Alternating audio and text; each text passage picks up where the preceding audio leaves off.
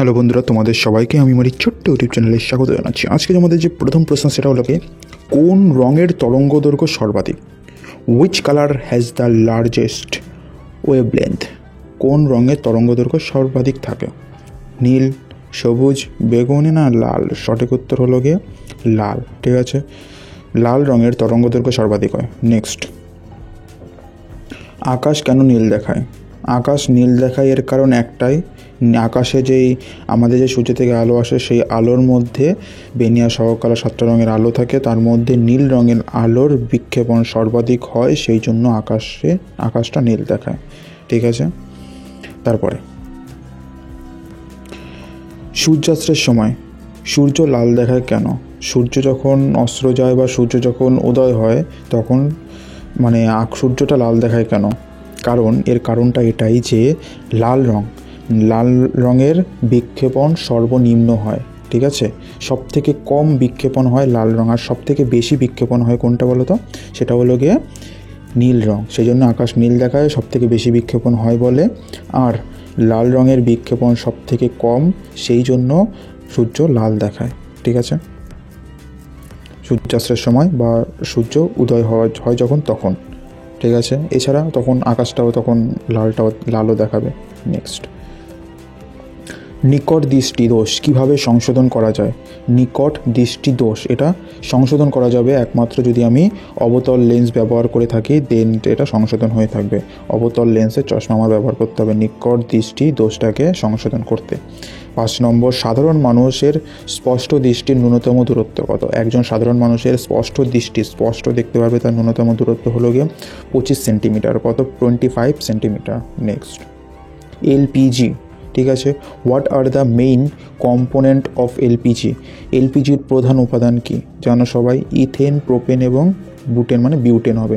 ঠিক আছে, ethane, propane এবং বিউটেন হবে এলপিজির প্রধান উপাদানগুলো। এলপিজির পুরো নামটা কি সেটা কমেন্ট করে জানাও দেখি, যেটা ঠিক হবে তারটায় লাইক করে দেবো, একটা হার্ট দিয়ে দেবো। তারপরে, যে যন্ত্র রাসায়নিক শক্তিকে বৈদ্যুতিক শক্তিতে পরিবর্তন করে তাকে বলা হয় কি? তাকে বলা হয় ব্যাটারি। যে যন্ত্র রাসায়নিক শক্তিকে বিদ্যুৎ শক্তিতে পরিবর্তন করে তাকে বলা হয় ব্যাটারি। ঠিক আছে, নেক্সট, গাছের কি প্রক্রিয়ার মাধ্যমে তাদের খাদ্য তৈরি করে? গাছ কি প্রক্রিয়ার মাধ্যমে তারা খাদ্য তৈরি করে? এটা সবাই জানো যে সালোক সংশ্লেষ প্রক্রিয়ার মাধ্যমে, ফটোসিনথেসিস প্রক্রিয়ার মাধ্যমে গাছ খাদ্য তৈরি করে। তারপরে, মানুষের স্বাভাবিক শরীরের তাপমাত্রা কত? Normal.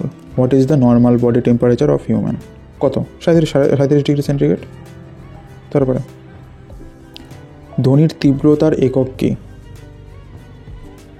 What is the unit of sound intensity? ধ্বনির তীব্রতার একক হলো গিয়ে ডেসিবেল। ঠিক আছে, তারপরে, বিশ্ব ডায়াবেটিস দিবস কবে পালিত হয়? বিশ্ব ডায়াবেটিস দিবস এটা পালিত হয়ে থাকে 14ই নভেম্বর।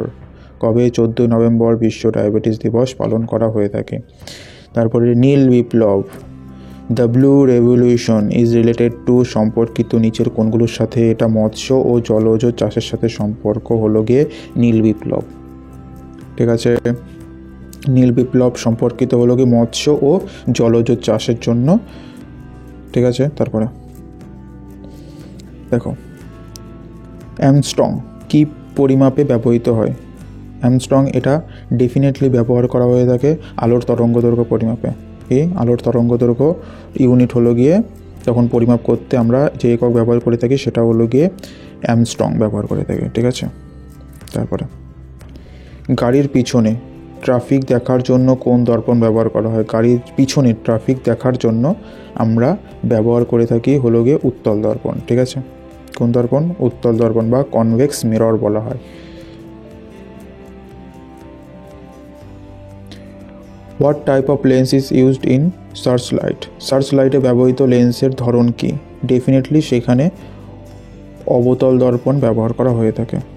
ঠিক আছে, এবার একটু রিভাইজ করে নিই। তারপরে দেখো, গাড়ির পিছনে যে ট্রাফিক এটা দেখার জন্য ডেফিনেটলি উত্তল দর্পণ ব্যবহার করা হয়। তারপরে, অ্যামস্ট্রং এটা হলো গিয়ে আলোর তরঙ্গদৈর্ঘ্য পরিমাপের একক। নীল বিপ্লব, সবুজ বিপ্লব না, নীল বিপ্লব এটি সম্পর্কিত মৎস্য ও জলজ চাষের সাথে সম্পর্কিত। ঠিক আছে, মানে ফিশারি এবং অ্যাকোয়াকালচার, ঠিক আছে। তারপরে বিশ্ব ডায়াবেটিস দিবস, এটি পালন করা হয় 14ই নভেম্বরে।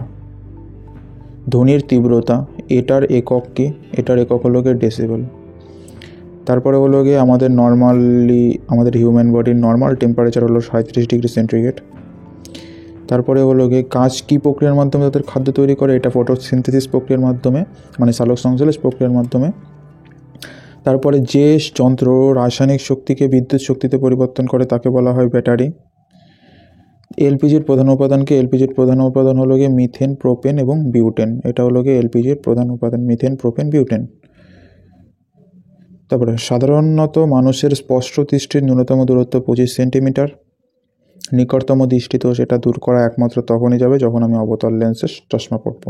কারো যদি থাকে তাহলে সে পড়বে। তারপরে সূর্যাস্তের সময় সূর্য লাল দেখায় বা আকাশটা লাল দেখায়, কারণ একটাই, যে লাল রঙের তরঙ্গ দৈর্ঘ্য সব থেকে বেশি, ঠিক আছে, এবং লাল রঙের বিক্ষেপণ ক্ষমতা সব থেকে কম, সেই জন্য বিক্ষিপ্ত কম হয়, সেই জন্য মানে সূর্যটাকে লাল দেখায় এবং আর আকাশটাকেও লাল দেখায়।